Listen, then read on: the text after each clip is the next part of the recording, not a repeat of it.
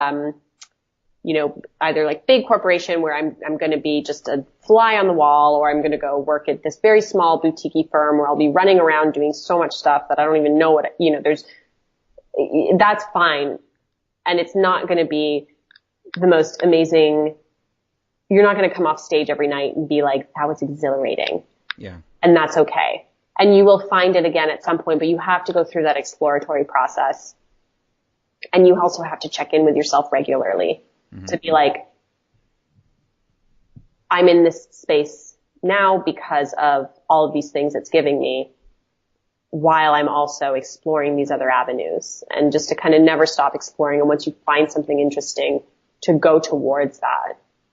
Mm-hmm. And it doesn't have to be all at once, right? You don't have to jump ship and just, cause I haven't done that. Like there are days when I really want to just throw everything out the window and just do this choreography for business thing. And then the pragmatist in me is like, I think there will be a time when I know it's right to make that leap. And I think I'm close, but I'm not quite there yet. And I think there's a lot to be said for having some kind of footing to stand on while you're going through this very turbulent process. Oh yeah, definitely. There was a book that came out recently, and it escapes me. It's on my bookshelf, but it's by an economist who teaches at University of Penn, and I think it's about creatives or creative thinking or something like that. But in it, and I will look this up and send you the title. He talks about, in his class, he had the founders of Warby Parker, and at the time it was like his business class. They just pitched the idea to him. He didn't think it was a good investment because all three of them had stable jobs, and he was like, why would I invest in a company where the founders are all going to have stable jobs? And they all like had it lined up, and they did Warby Parker on the side. While they were doing this. And it turned out that they actually, when he did more research in this, a lot of founders who do have some kind of stable career end up doing better because they're not scared they're going to lose everything. It allows them to be more open and just take bigger risks in their business because they're not worried about the paycheck. Yeah. Well, let me know I know that story about Warby Parker. I feel like Ferris has like interviewed whoever it was that said that. He probably has. Because he's written a couple different books. When we stop recording, I will run to my bookshelf and grab the book. Yeah. So we can do that one. But yeah, it's and I know in my own life, in like the company I started, it made things so much easier having a day job. I was a professor at that time, but it allowed me to make other decisions much more easily because I wasn't like, well, how am I going to pay my bills if I don't do one thing or the other? So it's really nice. Yeah. The times that you come across throughout your career where maybe you were unsure or fearful or things weren't going the way that you had planned out, how do you approach those times, and how do you overcome the fear that holds you back from moving forward?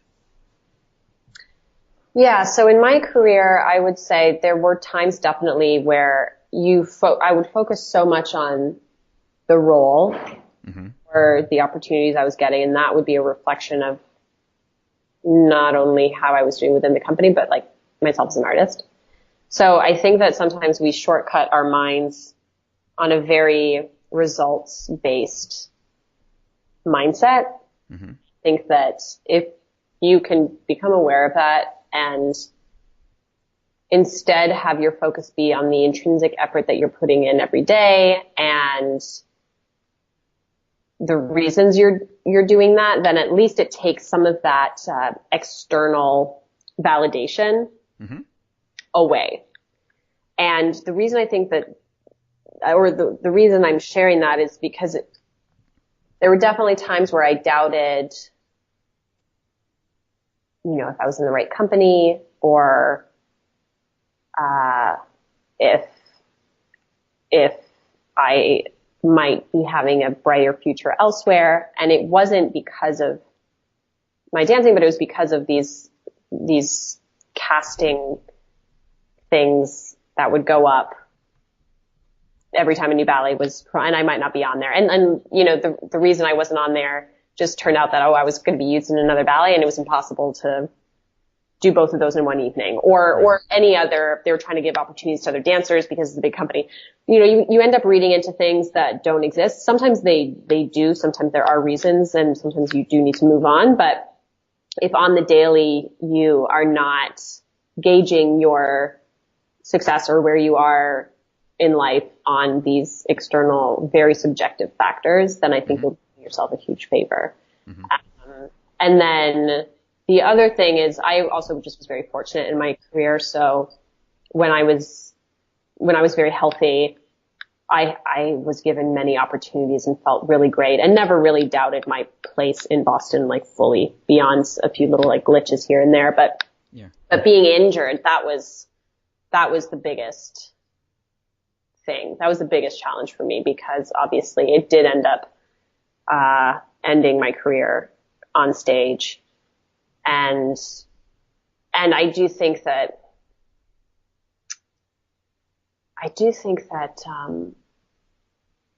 I probably could have given myself a little more time earlier on to really try to heal myself, and saved myself a lot of agony and pain and frustration either, as opposed to pushing through it, because I was so afraid that people would think that I was like a wimp or not well suited for this, which obviously all ended up totally backfiring, but it's like listening to your body and knowing that at the end of the day, that's the most important thing, because you can go and take your art pretty much wherever you want, but if you can't do your art because you've self-sabotaged yourself, like, you can't do it anywhere.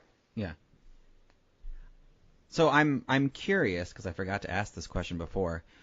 Why? So it seems like an easier transition, and a lot of artists do this. They go from being a performer to a choreographer, artistic director, or to work another, maybe a more administrative position within the ballet or other ballets, which may have been an easier transition.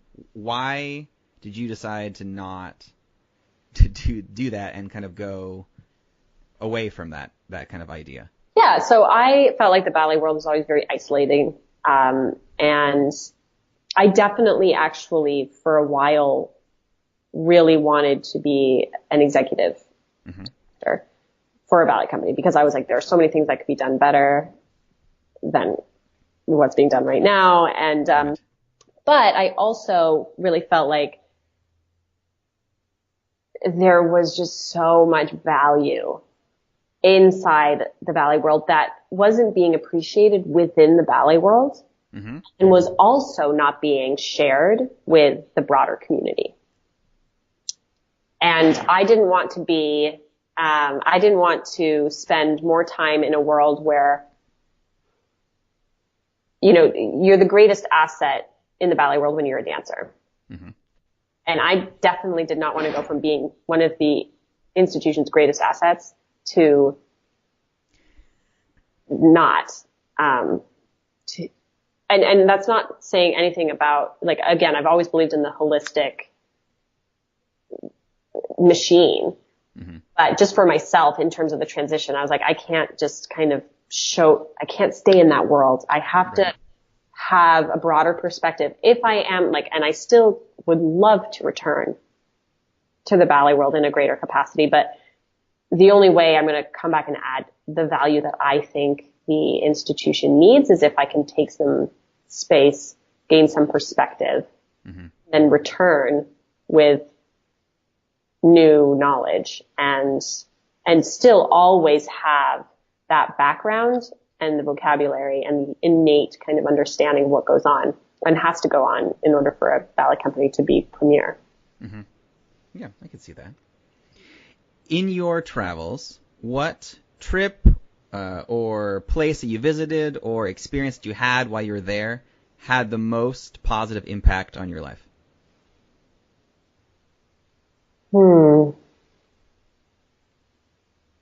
I don't know. I love traveling. It's the best. Definitely when I traveled by myself for the summer when I retired. That was an amazing trip. I spent a lot of time with family. I spent a lot of time writing, very much off the radar. Mm-hmm. And it was great. And I definitely felt very at peace when I was traveling and felt like I had time and wanted to give myself time. And unfortunately, coming back to Boston, like I definitely lost a bit of that perspective, but it's still there. Mm-hmm. And then actually, you know, this past weekend I was in Guadeloupe.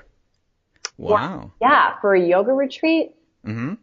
And I think that trip came at the perfect time, like right at the beginning of this new year. Mm-hmm. I feel like I have a solid foundation underneath me.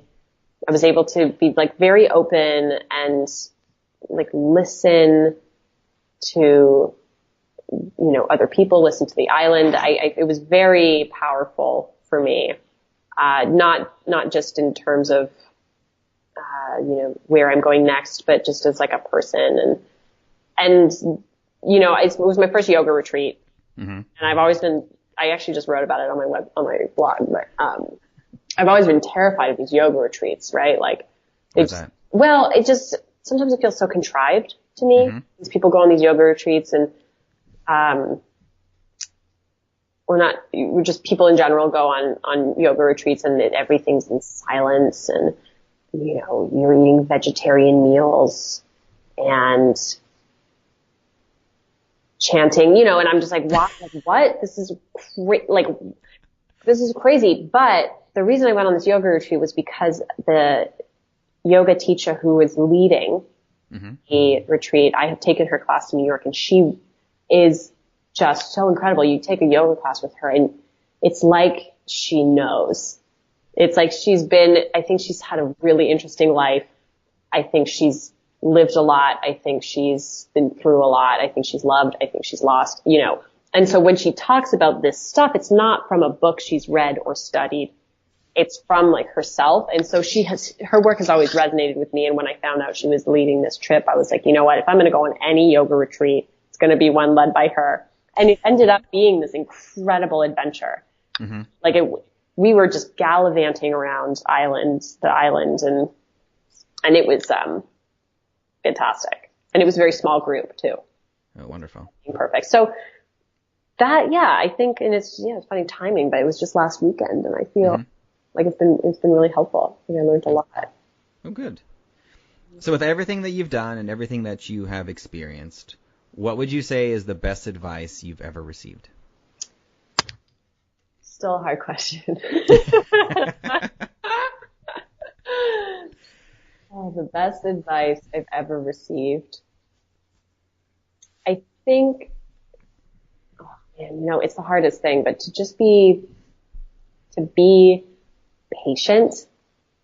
So we're talking like advice, like best advice, but not necessarily advice you've been able to super follow, right? Because yeah, I mean, you know, whether or not it is something you've taken to heart and fully experienced is another thing, but you know, something, yeah, I would say, yeah, advice that you've been told that, you know, you're working on right now, perhaps. Yeah. It's to be patient, to connect with, I want everything to happen yesterday. Yeah. So to be patient, to take the time to ask yourself what you like to do and either what brings you joy, or if that's a hard question to answer, when was the last time you felt joy and what were you doing? And either have that be a part of your daily, weekly experience, mm-hmm. or have it be something you can grow more on. Mm-hmm. I think those are two of the things that people have said to me many times, and I think they're very true. I think they're very hard to do. And then finally also just like not caring what other people think. Just not caring what other people think. Mm-hmm. You spend so much time thinking that other people are just plotting against you, and they're not. They don't have time. Mm-hmm. People might judge, but people do not have time to be preoccupied with what you're doing. Like they don't. Mm-hmm. Oh, that's great.